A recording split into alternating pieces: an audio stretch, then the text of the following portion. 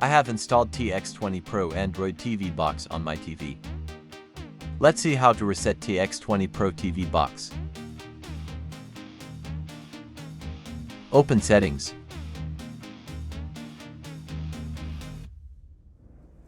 Go to Device Preferences.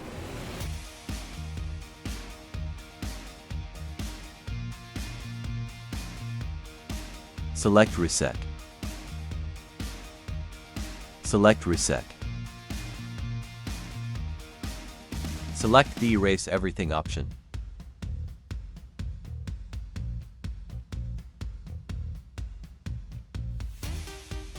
Wait until the TV box restarts and the reset process is complete.